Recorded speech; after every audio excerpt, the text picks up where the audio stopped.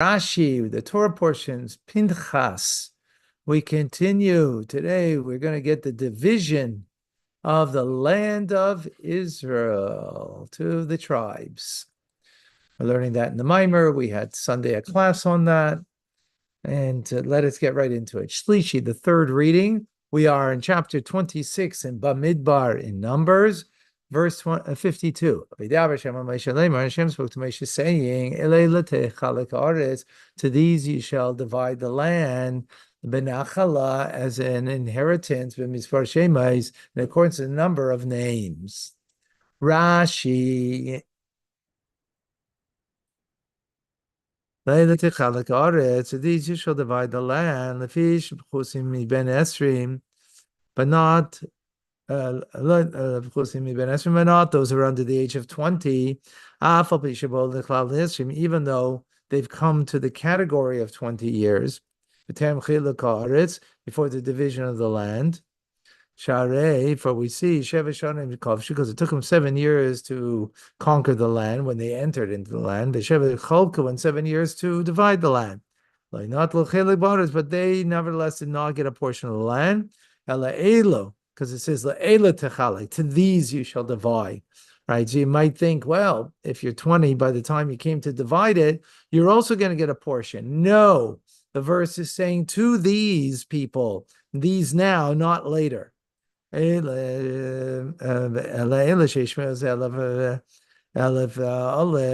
it's 600,000. We just had yesterday in the account 600,000, 1,730.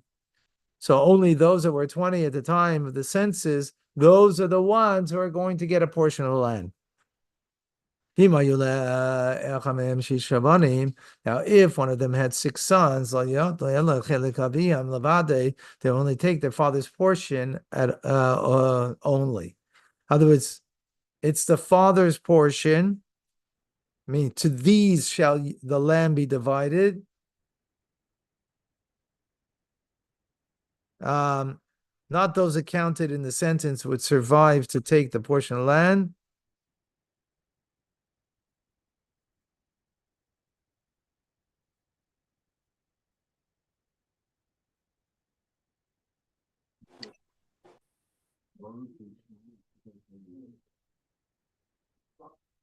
Okay. That was not that these would survive, but these are their inheritors. Okay. La Rav Tarbe, to the larger tribe, they get more, a larger portion. Nachalase is his inheritance. Lamat Tamit Nachalase, into a smaller tribe, they will get a smaller inheritance. Ish Kafi Pukudov, each person according to their count.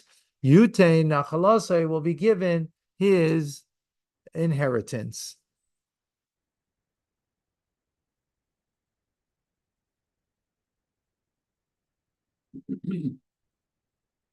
The Rav Tarbe Nachalosai, to the man he shall increase its inheritance.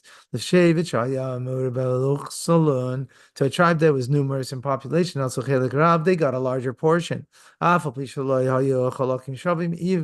though the portions were not equal, Sharei, as we see, each is in accordance to numerous number of individuals that were of the tribe, the portions were divided. Nevertheless, this was done by lottery, right? We learned this. We're learning in the Mimer in the morning, learning it in the right. And so it's still by means of lottery. And the lottery is conducted by the divine inspiration, as we said, by the breastplate. So it was 3 things going on here. It was rational. It was divine. It was divine inspiration, the prophecy, and it was a lottery. All 3 things. As it's explained in the Tractate of Basra, he would wear the Urim V'Tumim, the breastplate. And he was in the Holy Spirit. If such and such a tribe comes up in the lottery, this is the demarcated area that will come up in his portion, right? V'shneim asar gvulin. And so what did they do? Ashvatim hayu kaisvim, and the tribes would write Shnei Masar Piskin 12 tickets. Shnei Masar Gvulim, and 12 tickets would write the boundaries. Shnei Masar Piskin and Bechol Bekalpi, and they would mix them in a box. Vanasi and the prince of each tribe. Machnis Yadol Tzeichon, he would go and put his hand into the box, right? Maybe we take out two tickets. Actually, it was one box. I thought it was two, but Rashi's here is one. We take out two tickets, and guess what? It come up in his hand. Yeah, Pesach Shel Shem Shiftei, the name of his tribe. Look at that. The Pesach HaMefurish, and the boundary that was described, right, according to Allah, the Kohen who was wearing the breastplate. He already said that, right, prophetically beforehand. And now it was picked up by the lottery, and the same thing happened, right? Got it? Yes. And the lottery itself would shout out, as we learned in this week's Torah studies on Sunday. It would shout out, is a girl Alisi, that I've come up, that the lot came up, Ligvul Plani for such and such boundary. L'sheva Plani for such and such a tribe. Shenemar says, I'll be careful. It says literally by the mouth of the lot. And the land was not divided by measure of area, because you have one area that's superior in quality of land than another is, right? Ella, Mishuma, but assigned according to the value of the land. Beis Korah, a bad, unproductive area. Keneged Beis Tov would go against a smaller area called a saw versus a core. So the saw was for the better quality area. A kol lefi hadami, everything according to the value. Got it? Okay. So now Rashi already told us the details. Now comes the verse that now tells us the detail of the lottery. Ach bagerel, however, by a lot, yichalik his artist, you should divide the land. Hashem is mata is abayis cholu, and the inheritance is according to the names of the fathers' tribes. 55 in Rashi now. Hashem is mata is abayisam according to the names of the fathers' tribes. Eli yitzim tribe. What do you mean? What fathers? What fathers are we talking about? It means the fathers, not these people. Not these people. They're going to get the land, but what's it based on? Who's it based on? Right? It's based on the fathers who went out of Egypt. That's what it's based on. Okay? That's what it means according to the names of the fathers' tribes. Right?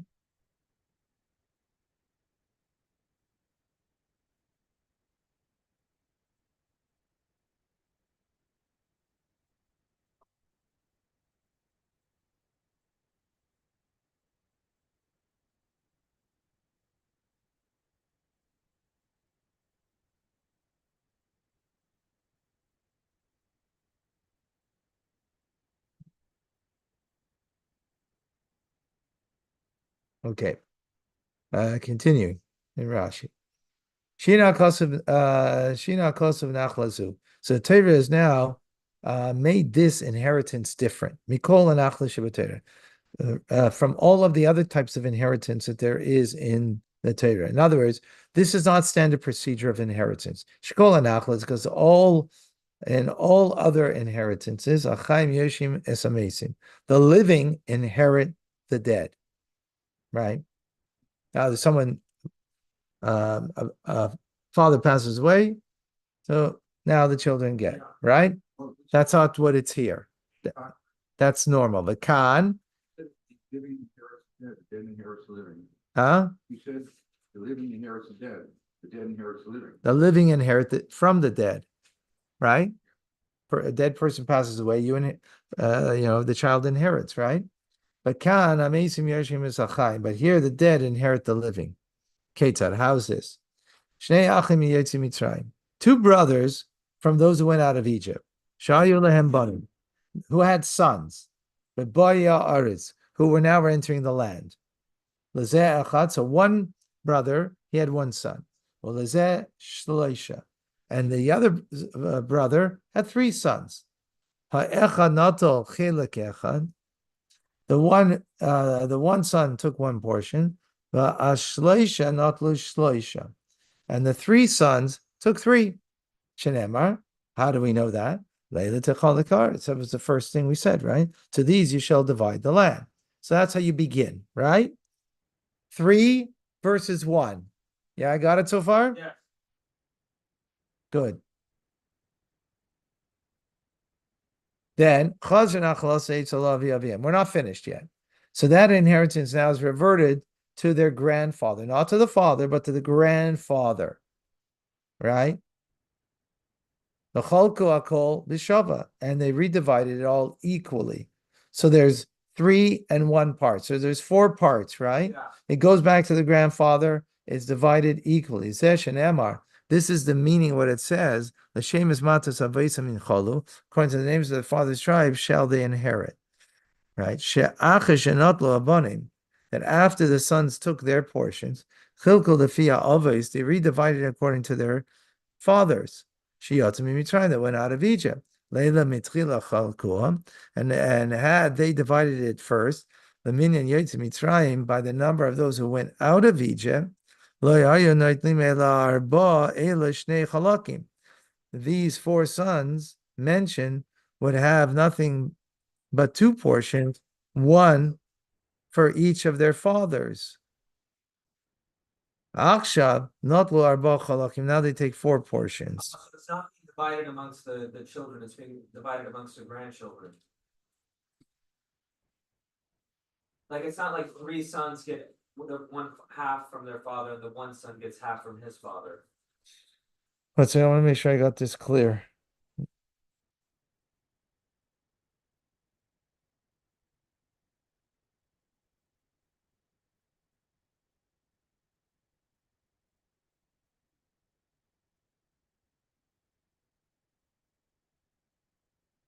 Okay, so it's like this. Okay, here, let's go back.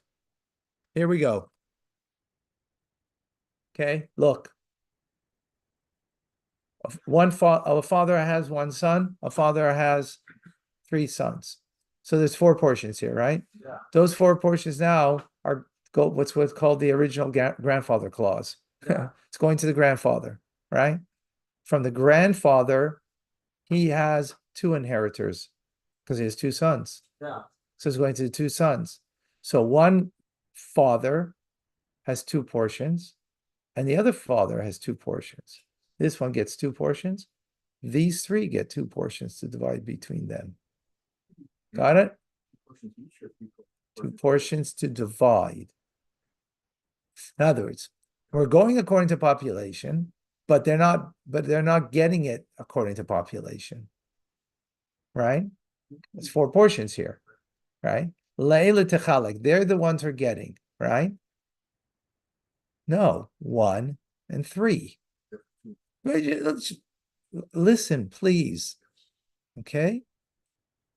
These are the ones that divided. Verse 53. Le'ela techalek is aretz. Right? Verse 53 said that, right? So they're the ones who are getting it. But what are they getting?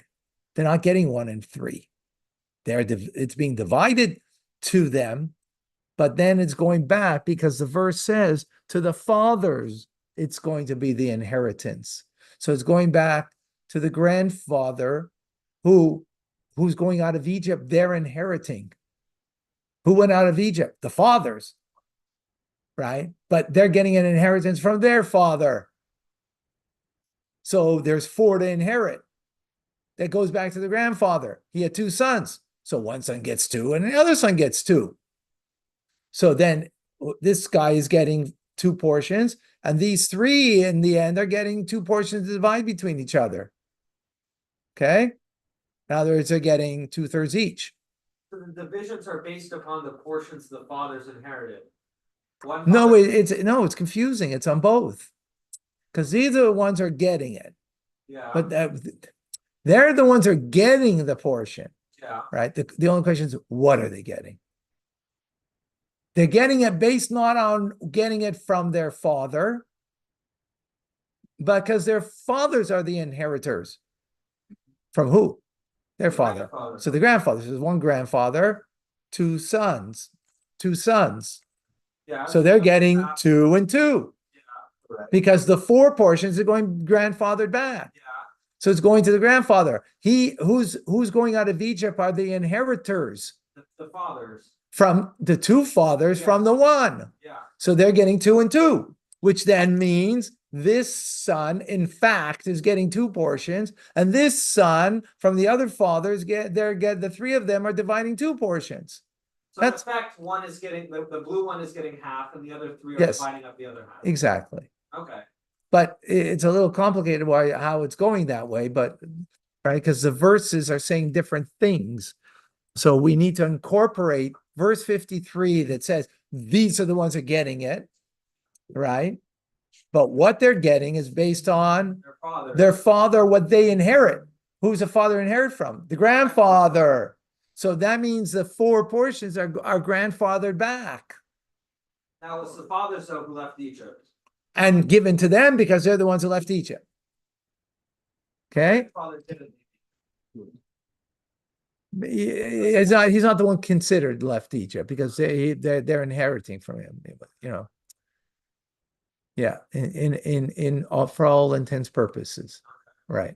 For all intents purposes, he passed away in Egypt, right? Let's for all intents and purposes. Okay, so very important when we're teaching something, just follow the teaching rather than keep in your head your own thoughts, because this was complicated over here. So when you got your own thoughts over here, you complicate the issue rather than taking the teachings. Got that? We're good. David. Okay. Okay. By the way, it took me years to get this. Okay. So don't feel bad if you didn't get it. Years. Because I wasn't paying attention. I had my own ideas. Leave the baggage at the door. Exactly. So, next Rashi. Only by law, this excludes Yeshua and Kalev, and thus it said, that Chevron was given to Kalev, as Moshe had said. That was that's in Shreiftim, it says. They were mentioned earlier. Yeah, it was mentioned a couple by Shlach, actually, a few weeks ago. These people were omitted from any sort of inheritance. Well, they got an inheritance, but not this way. They get an They inheritance. just got it directly. Right. And it says by the word of God, also they gave to Yeshua Asher Shaul, the city that he requested. Whoa, I don't know what that means. Not clear on that. Okay. According to the father's tribes, to get involved in this excludes converts and freed slaves were excluded because they don't have lineage. They don't have the lineage.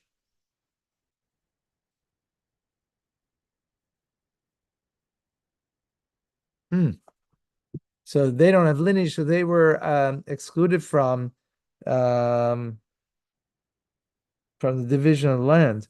I don't know what that means in fact.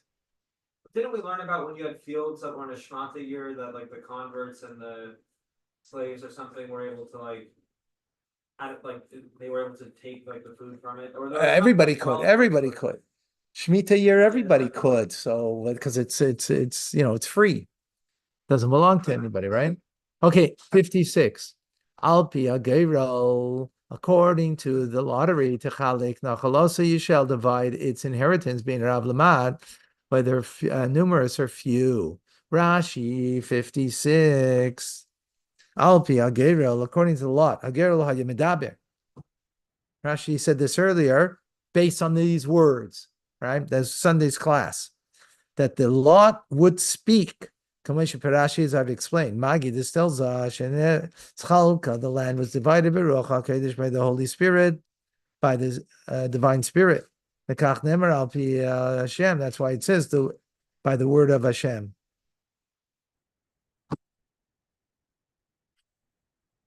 All right. Moving along, 57. Levi.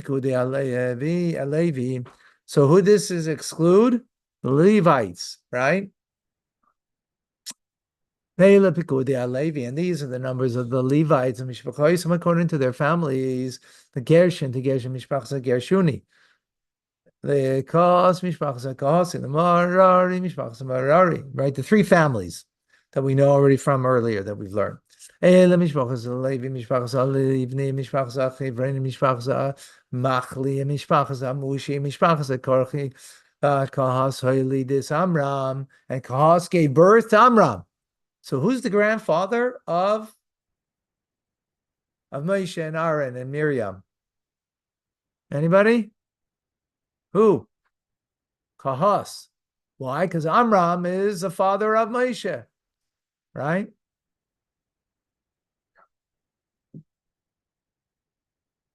Three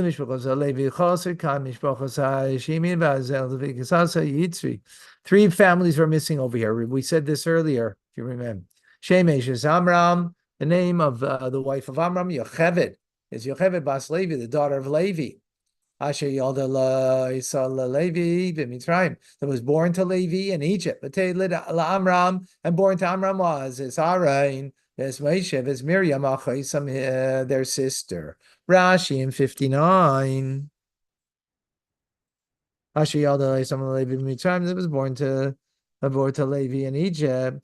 Ishta Yalad, his wife gave birth b'Mitzrayim.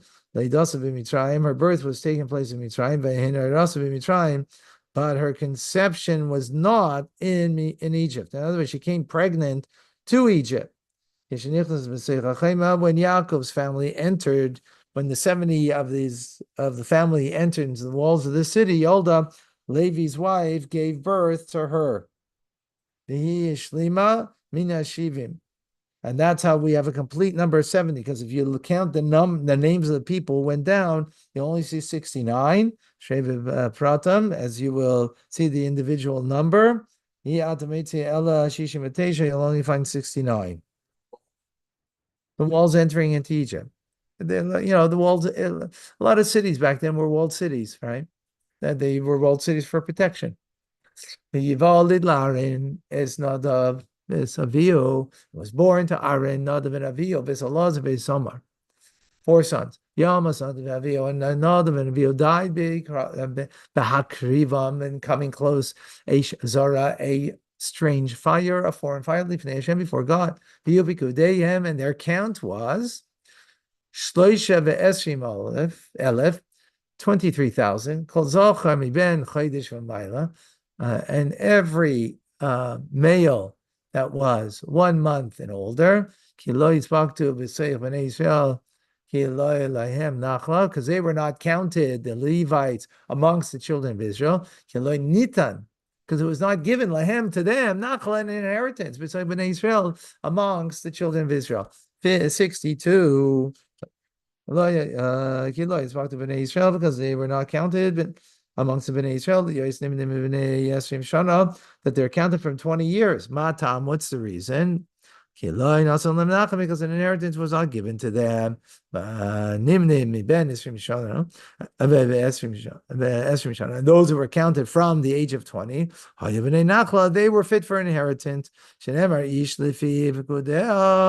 Yutanachala say that each person was counted with the inheritance was given to him, and that's from the age of 20. These are the counting, the census of Moshe and Elazar, Hakayin, Asher Pog to his Bnei Israel, that they counted the Bnei Israel Barvas Moav in the plains of Moav, Al Yarden Yerichai, on the Jordan at Yerichai. 64. Counts were taking place in different. I thought the census was happening all at the same time. Mm-hmm. And why is it saying like this one is at the river Yarden and then That's who the others were. Oh, they all were at the same place? Yeah. Okay. Among these, there is no man who was not included. Aaron v'Akayin, in the census Aaron, Asher B'altu his Bnei Israel b'Midbar Sinai.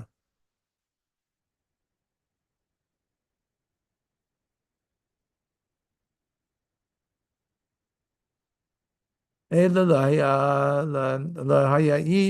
64. And to these there was no man, aval al nashim, but upon the women. There was not the decree of the spies. Because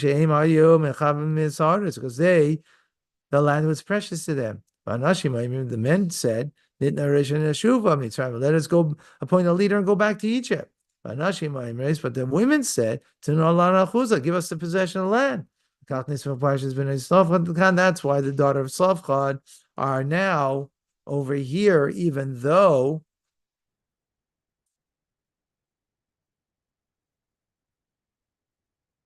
so this is why the passage dealing with the daughter of Slavchad is put next to those who are guilty with the sin of the spies, right? Because what's this verse saying? That among these was no man being included in the census that were when they were counted in the Sinai desert, I guess originally, right? Because they were not now going into the land. I don't get how that's saying that's referring to the spies. Well, Ki Amar Hashem Lahem Midbar, because Hashem said to them, "You're going to die in the desert." Now, there's those who are in the original count are going to die in the desert. That's this verse. It's a continuation. The continuation from the previous verse, right? Yeah. None was left except for Kalev, the son of Yefunah, and Yeshua, the son of Nun. Got it? And those were the two spies that came and said we should go in. Oh, those are the two spies that were not part of the 10 spies. Yeah, exactly. Yeah. Oh, okay. I'm sorry. I didn't understand what you said. Yeah, correct. Correct them all.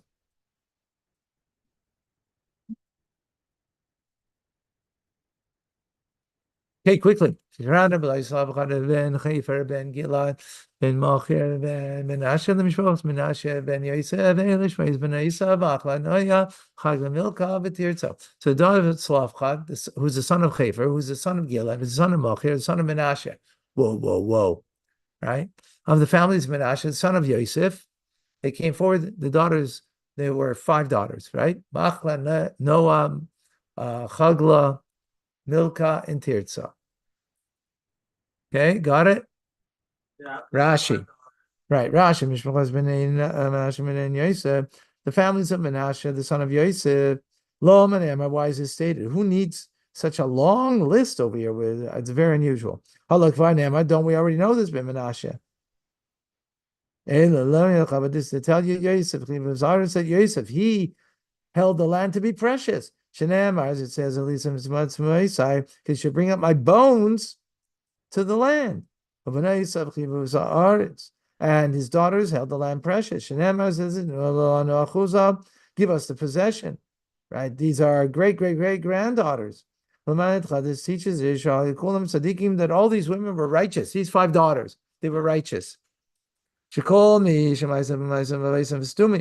Whose actions and the actions, their answers are not given in Torah in detail, but only gives you a particular thing about them. The Yachzul Sheva, to trace them to their ancestry, is to give them credit. Why is it giving us a lineage over here?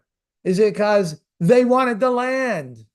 Why did they want the land? Because they were like Yosef. So it goes back all the way back to Yosef, right? 5 generations to tell us how they were righteous. They were righteous that they wanted the land, not like the men who said, let's get a leader and go back to Egypt. They wanted. They went even before then. What? They were tracing like their right to the land to before going into Egypt. No. The Torah is telling us a message. Yeah. Torah, we know nothing about them. All of a sudden, we're told a story about them. How do we know who they are? How do we know they're righteous? How do maybe their claim is not a good claim? Yeah. Well, who do we know about them? Yeah. The fact that Torah is giving us all the way back to Yosef, right? That's a very long lineage, which we know this already. We know this. So what is he telling us? They tell us just like Yosef was righteous and he endeared the land, likewise they're righteous and endear the land. That's it. So just showing why they're entitled to the land? No. What are you adding? Entitled? You added entitled. Did I say the word entitled? No. Are you entitled to add something? No, No. Okay, so don't add. I said righteous, and they endear the land. They have endearment to the land. They have. Oh, That's what I said. And it's entitlement. Like they had affection for the land. Well, that's what endearment means. Exactly. So just saying that they were righteous and have. Well, what did we just say? What did we just say? What did we just say about the man? The man wanted to go. They didn't have endearment for the land, so they died out in the desert. But just. No, not just. Okay, It's a big thing. Yeah, yeah. It's a big thing. Contrast. Yeah.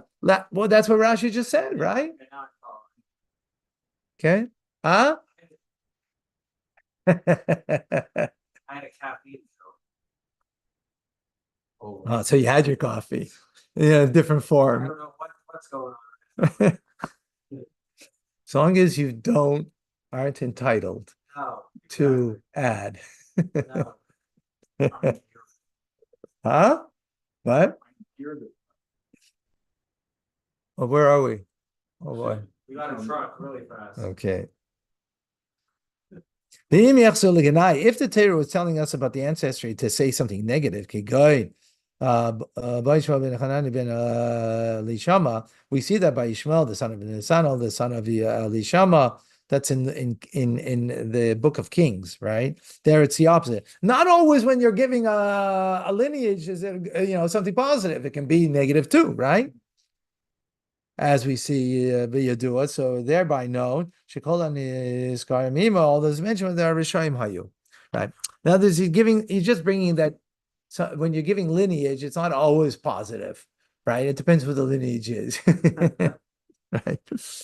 So now the 5 daughters, but further it said that gives a different order. And the way they listen name, Magid, this tells us Shikulam, Kazu. Each one was equally important. Lafika, Shina Kosa, Sidra, and therefore the Torah gave different order, right? To tell us that they're all equal. Okay, verse number 2. They stood before Moshe, Lifnei Elazar, before Elazar Akayin, Nisim, and before the chieftains. Pesach Lemar, before the entire congregation at the entrance tent of meeting. Lifnei Moshe Elazar, before them, Magid the daughters didn't stand before them. In the 40th year. After Aaron passed away. I don't know what he means to say that. That's kind of obvious. Lifnei Moshe, before Moshe, lifnei Elazar. First before Moshe, and then after Elazar. After Leimar, Moshe Le'inada.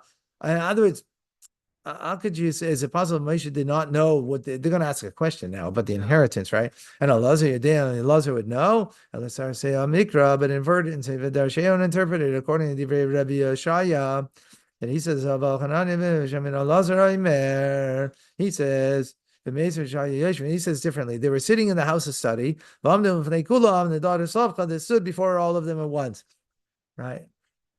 In other words, they stood before both of them at our father died in the desert. And he was not amongst the assembly that stood banded against God. In the congregation assembly of Kairach. Because he died in his own sin. And he did not have sons. Rashi in 3. Huh? I feel like this happened earlier in the Torah at some point. Like that. No. Okay. No. You just learned it last year and you just have some memory. Exactly. But he was not. Since they were coming to say, he died with his own sin. They had to say, his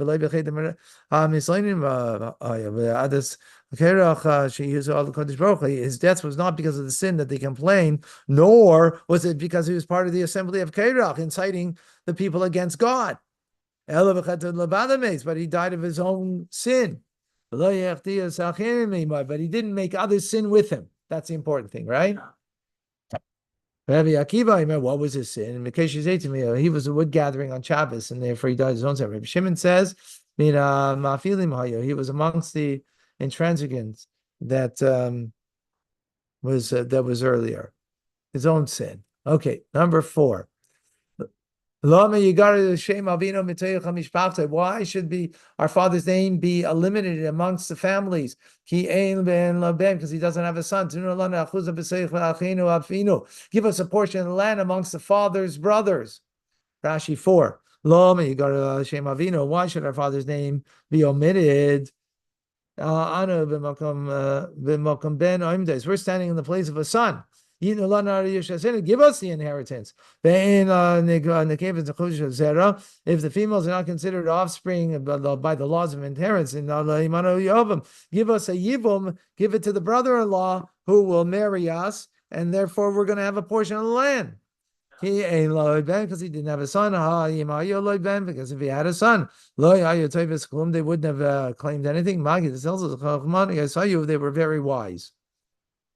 Vayakrev Moshe is mishpatim lifnei Hashem, and Moshe brought their case before God, because this was not something that was ever adjudicated before.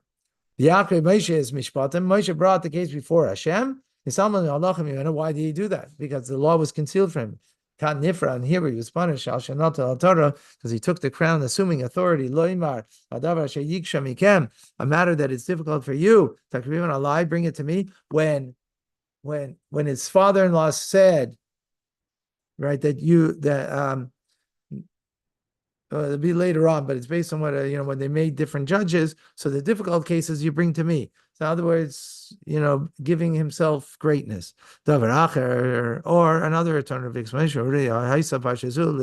Because of this was fitting to be written al Yedei Moshe through Moshe. But the daughters they deemed worthy, and this was written through them. In other words, in their merit.